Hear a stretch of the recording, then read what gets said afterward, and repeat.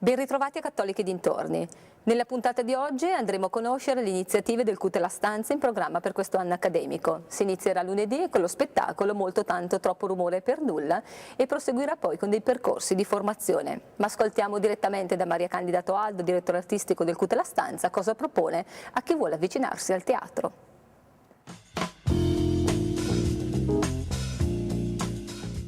Professoressa Candida Toaldo, quali sono le rassegne teatrali che proponete quest'anno come CUT La Stanza?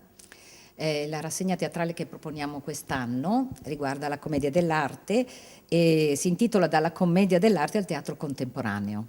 È una rassegna particolare in quanto ha come introduzione il nostro spettacolo del CUT La Stanza, Centro Universitario Teatrale La Stanza, e che ha come titolo Molto tanto troppo rumore per nulla, proprio classico titolo da commedia dell'arte.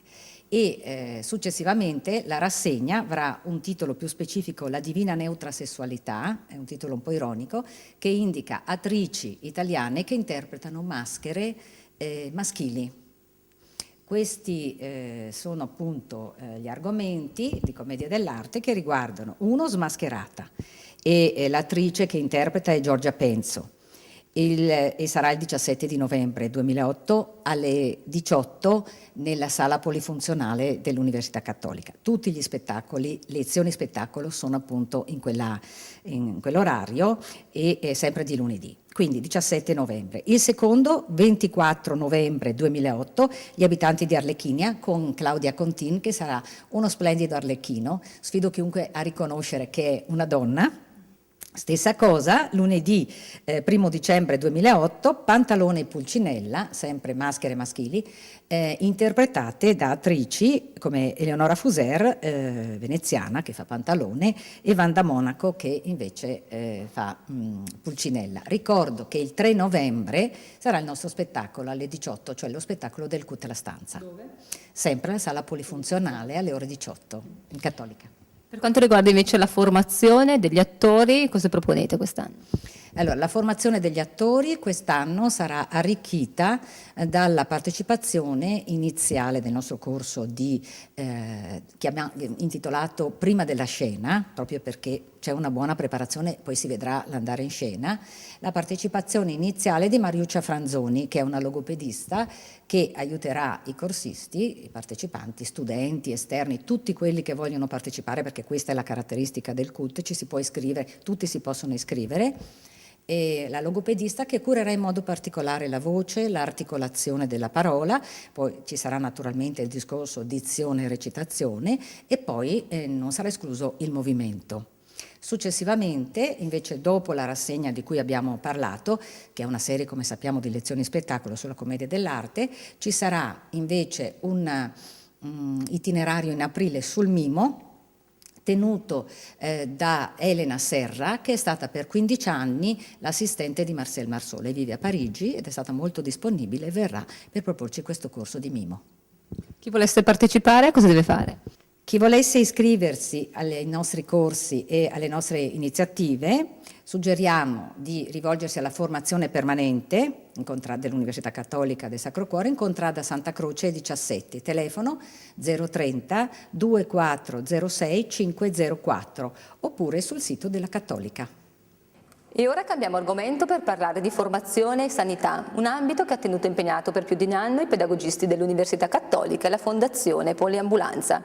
I risultati di questo lavoro sono ora affidati alle pagine di un copioso libro curato da Sabrina Maioli, responsabile della formazione della poliambulanza, e di Maria Paola Mostarda, docente di pedagogia degli adulti. Ascoltiamole in questa intervista.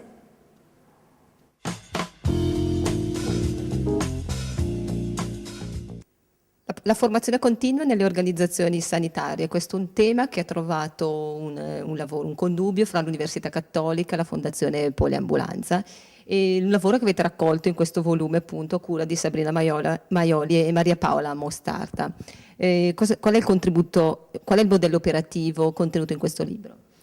Il modello operativo è proprio l'interscambio costante che abbiamo attuato insieme ai docenti dell'Università Cattolica sulla quotidianità, sul contesto, sul modello stesso organizzativo, per cercare di valorizzare quelle che è l'operatività, quello che è il modello della sanità nel contesto stesso.